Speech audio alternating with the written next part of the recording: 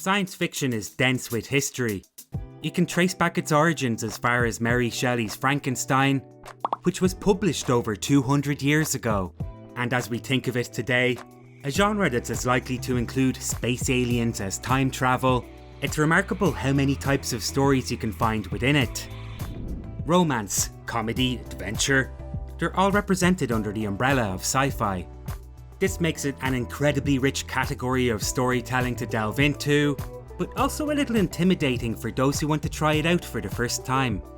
Previously, I created another video on sci-fi books for beginners. In it, the books weren't necessarily selected for their pedigree within the annals of science fiction. Instead, I chose novels that could challenge an experienced reader who might simply be new to this specific genre. That way I managed to dodge putting accepted classics like Flowers for Algernon on the list, which was always a bit saccharine for my taste, and instead shoehorn in admittedly weirder selections, such as Dahlgren by Samuel Orr Delaney, on the grounds that while it's extremely complicated in a literary manner, the science fiction concepts within it are nothing if not approachable. The video actually went down quite well.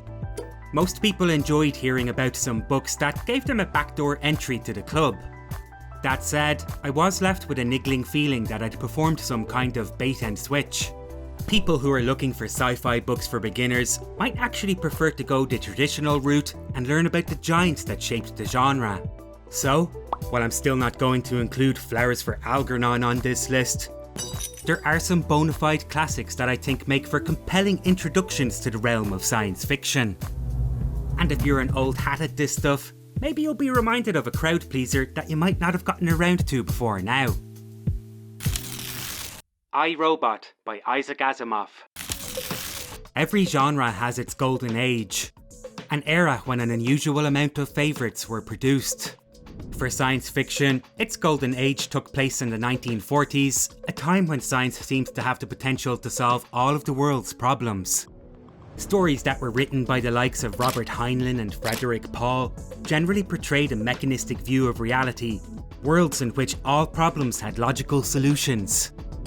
In the years since, humanity has consistently failed to reach the status of scientific utopia that those writers dreamed of, though to be fair, that might be just because most people don't follow the tenets of science, they just enjoy the products of it. As such, it can be pretty inspirational to go back to the writers of the Golden Age, and for my money, the most accessible, thought-provoking and entertaining among them was Isaac Asimov. You might be familiar with Asimov from his Foundation series. Apple Plus has been hyping up their TV show adaptation of it for about a year now.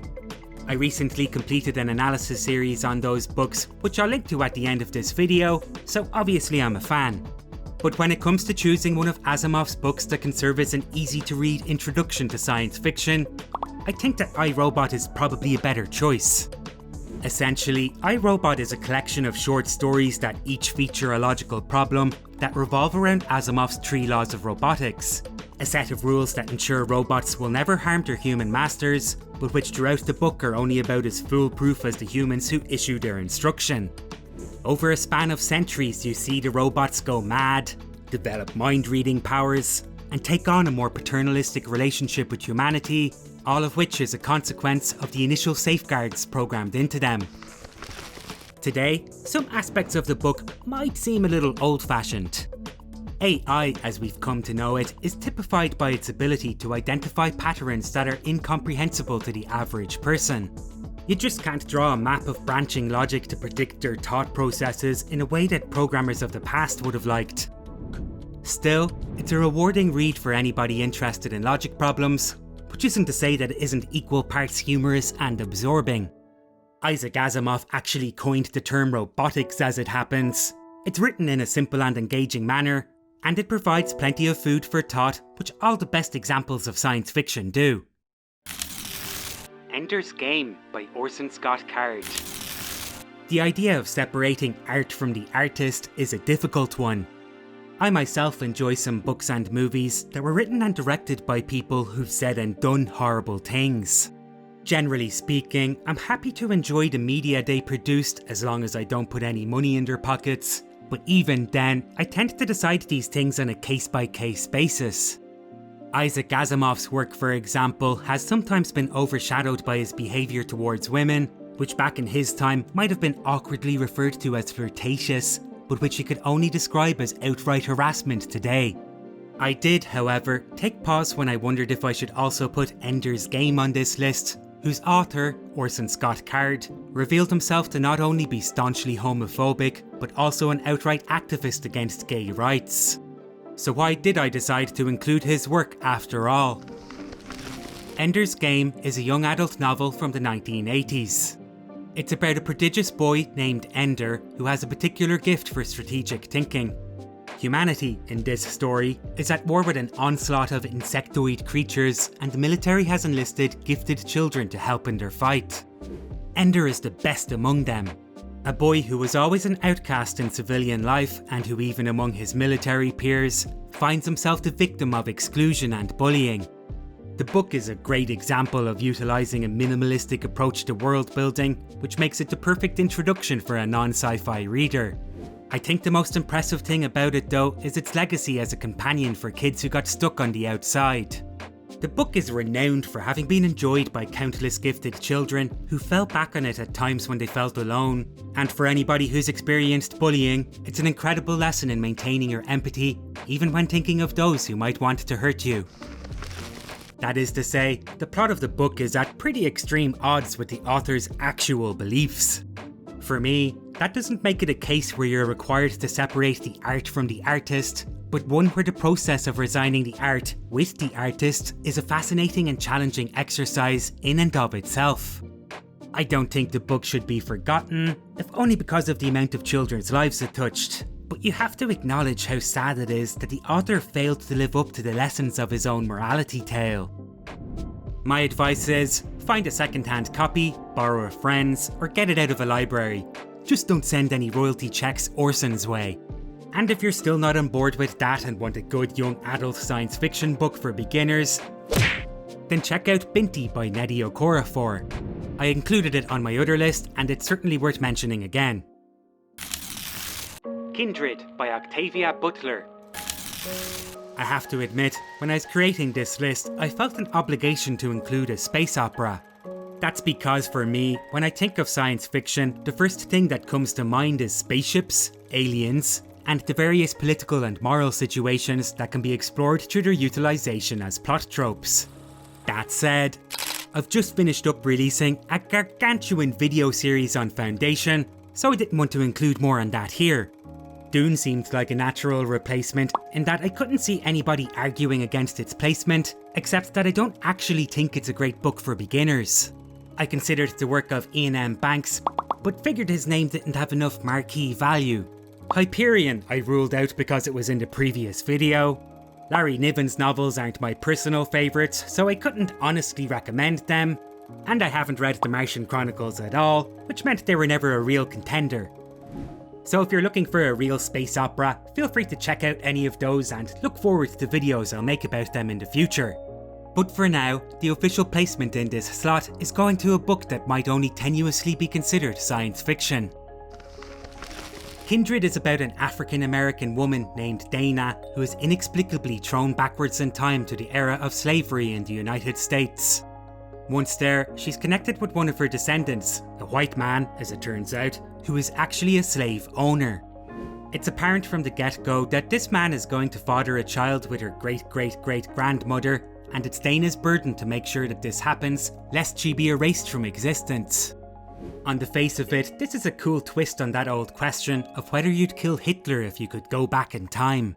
But the novel actually goes into territory that's far more interesting, in that the protagonist's complicated relationship with the slave owner acts as an allegory for all of the confusion, complacency, and relentless agitation within the race relations of America.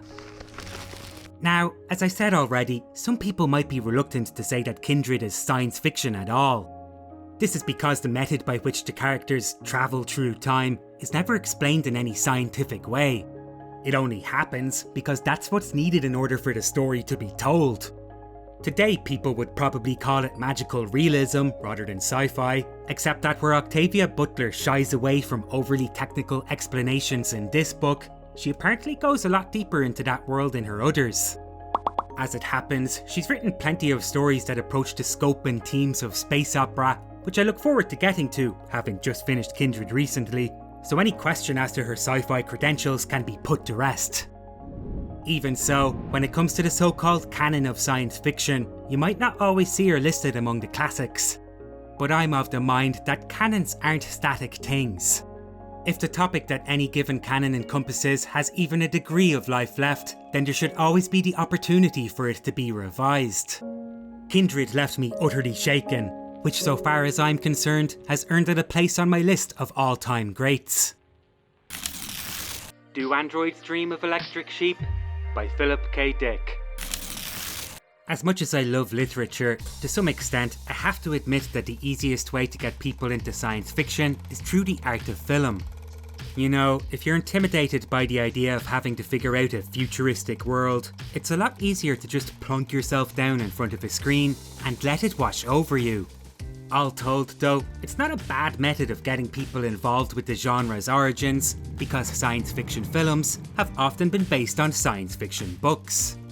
Case in point with Ridley Scott's Blade Runner, which over the years has acted as a gateway drug to the work of Philip K. Dick.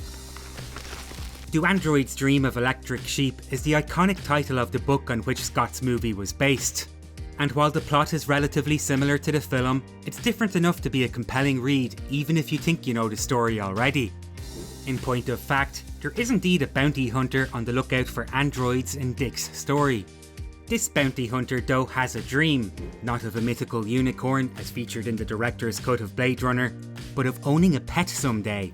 A real pet, more authentic than the artificial ones owned by everybody else in his world.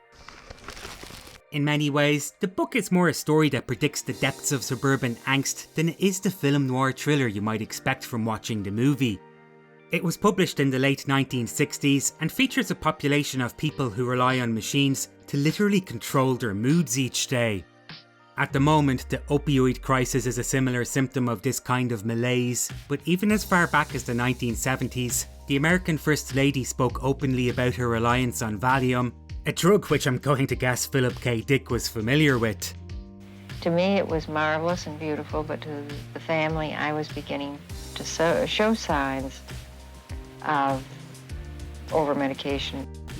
Overall, the book is a satire, a psychedelic trip, a futuristic crime mystery, and a blend of Dick's imagination and his paranoia. If you are indeed a beginner to sci-fi reading, then you might not be familiar with the kind of suspicion and fear that's common to his stories. So I'll just say that despite the hefty science fiction concepts and outright weird ideas, I'd be reluctant to pin him down to just this one genre. Unlike the other writers on this list who either consciously engaged with the tropes of science fiction or made an effort to avoid them, Dick was just out there doing his thing, which I think makes him more of an auteur than your typical science fiction author. In actuality, his robot story probably bears as much comparison to Franz Kafka as it does to Isaac Asimov. Fahrenheit 451 by Ray Bradbury.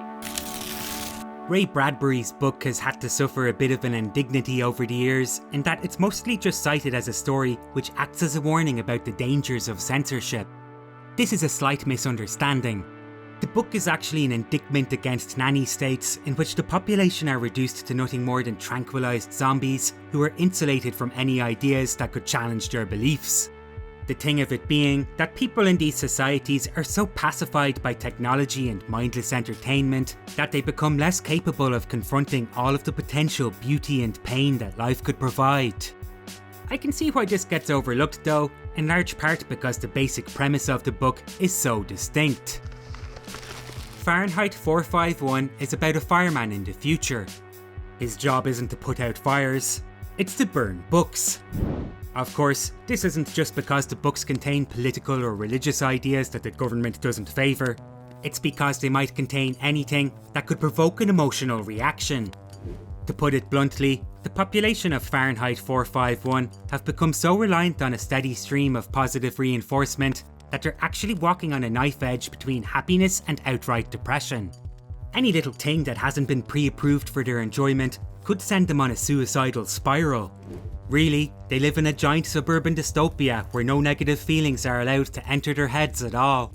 And in a particularly powerful metaphor, all of the objects in their world are actually inflammable. Only books, their one sure chance for growth and liberation, can be burned, making fire both a symbol of destruction and of hope. As with Philip K. Dick's book on the list, Fahrenheit 451 is somewhat prescient in its portrayal of suburban angst. With the introduction of television to American houses in the 1950s, Bradbury seemed to grasp the effect such forms of media could have on the human condition. If you've ever found yourself struck with horror by a crowd of people all staring at their smartphones, then you can get an idea of what scared him so. Still, as with most science fiction, you can't praise it too much for the things it got right when there's just as much it got wrong. I think it's fair to say that most political parties today would prefer to have a button they can push to incense their supporters whenever it suited their needs, rather than have them remain completely placid, and traditional media as well as the online world have each served obligingly in this regard. What really makes Fahrenheit 451 a great book for beginners is the chops of its author. Bradbury famously wrote the thing in just 9 days, and I think the fact that it turned out so well is down to his familiarity with the genre. By that I mean, while the story does follow the typical beats of dystopian fiction you already know, he pulls it off with such earnest bombacity you can't help but enjoy it like a good pop punk song. If pop punk isn't your thing, then let me know what I missed. Leave your suggestions below, and if you're looking for more sci-fi videos, you can watch my previous Sci-Fi Books for Beginners episode, or check out my series on Foundation by Isaac Asimov. Until then,